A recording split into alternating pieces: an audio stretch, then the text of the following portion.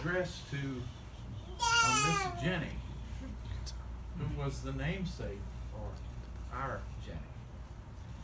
And Miss Jennie was a missionary and a part of a prominent family where Jennie grew up, and Miss Jennie was instrumental in helping her dad financially, I think, in the seminary. And he wrote this letter. I'm just going to read excerpts from it. And it begins, Dear Miss Jennie, have you heard our good news?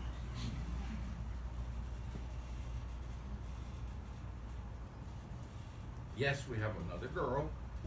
She was born at 6:15 a.m. today. She weighed 7 pounds, and we're so happy that both Nancy, Jennie's mom, and the baby are getting along just fine. We have a nice hospital here, so Mary didn't have to go to Greenville. I really have only written this letter only once, so I want to skip around a little bit.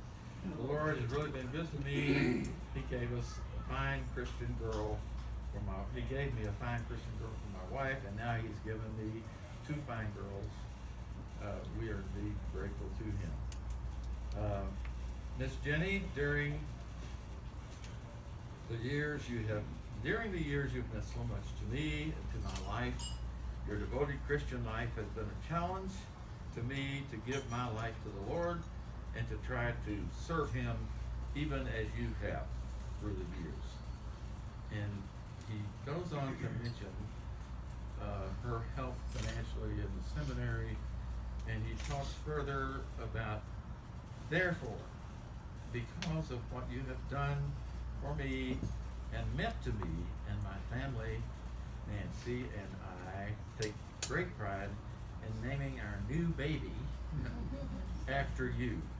She will go by the name of Jennie. Her full name is Jennie Woods Batson.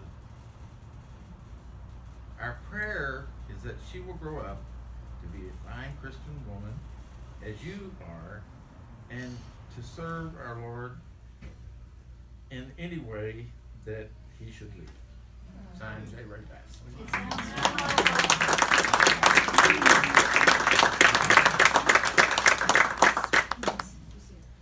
I don't know whether any of you ever met Jennie's father. Oh, yes. But you would remember it if you had.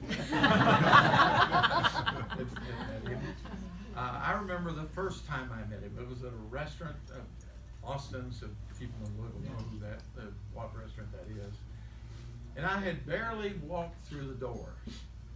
And 50 feet away was her father, who said, "Hi, Bob. I am so happy to meet you." And he was that far away. It wouldn't have mattered whether it was you or me or anyone. It was open arms and unconditional. Now, too bad that Roseanne and Donna didn't get some of those famous fine traits that he had. Now, I just gotta say, these are, and Roseanne and Donna, they know how to say things that they're not gonna like, because I've asked them if it's okay, and they said, fine with me that you do, with them that you do that. So these are stories that are true stories. When Jennie and I first started, this goes back to my parents' days when they used the term, when Jennie and I first started keeping company, Donna came to me and said, if you are not good to my sister, I will hunt you down and kill you.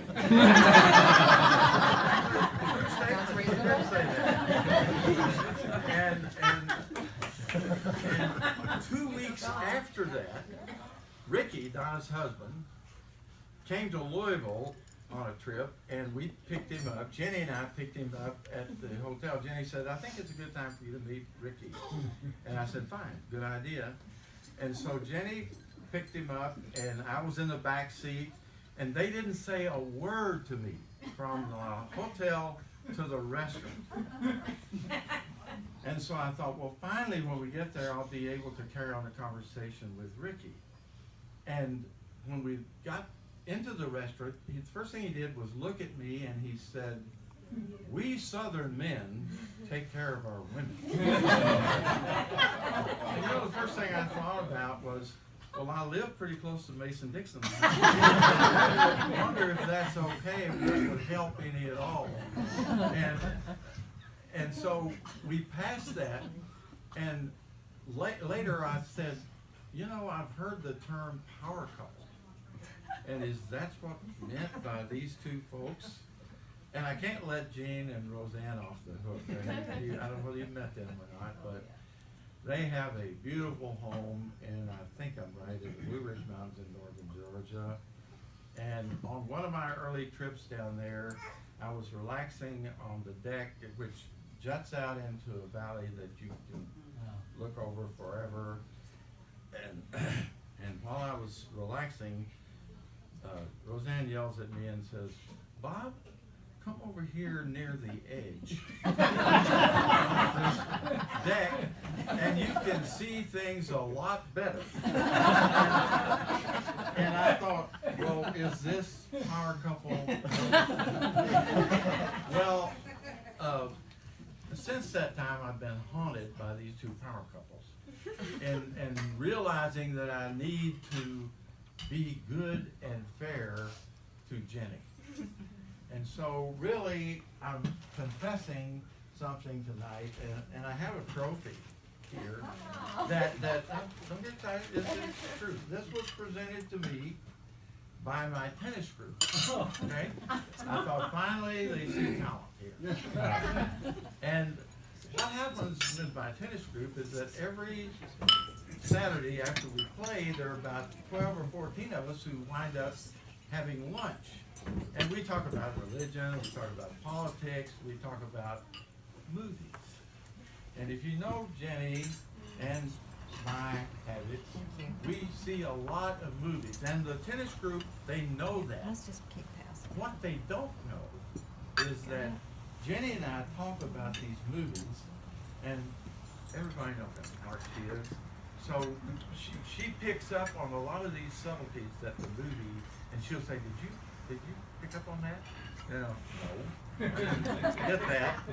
But what I do is that I pass them on to the tennis group as if they are my idea. And but they didn't know that, so I'm confessing to that. And you know, you think this is a tennis trophy? It's not. The trophy is inscribed Best Movie Review. So I give her credit for letting me. I'm going to keep it at my own.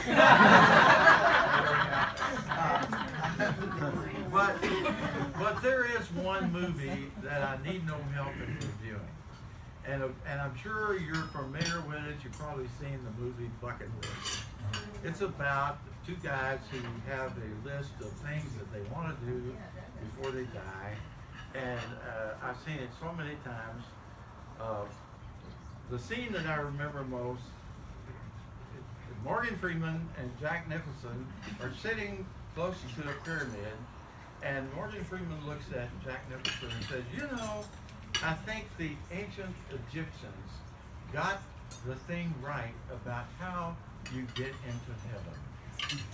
And what they say that happens to our souls is when they approach the gates, guards ask them two questions. They say, the answer to these two questions determine whether or not you get into heaven. And Jack Nicholson says, okay, I'll buy it. What are those questions?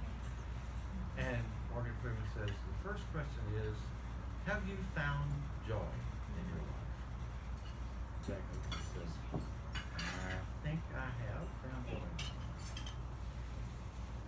And And then Morgan Freeman says, the second question is, has your life brought joy to others?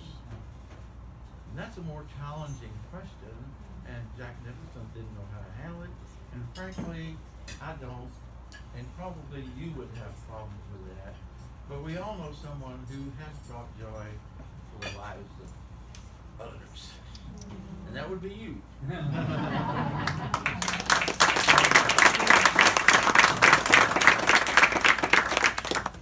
Throughout the remarks tonight, I've borrowed every step of the way.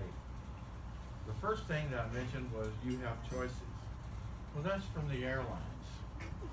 You know, airlines, they say, we know you have choices. And the second borrowing was from the letter that his father wrote. And the third borrowing was from the movie Bucket List. And my final thought was borrowed also. It was borrowed from my mentor of many years. His name was William W. Slider, who was a senior minister at Christ Church United Methodist. And I remember one time when he described a person, and I thought to myself, if I ever get the opportunity to use that expression on someone who I think is worthy of that description, I will use it. And I found that person. And the description is, if you really want to know where Jennie Weeks stands on any subject, just draw a circle near the cross, and somewhere within that circle, you will find her. We love you.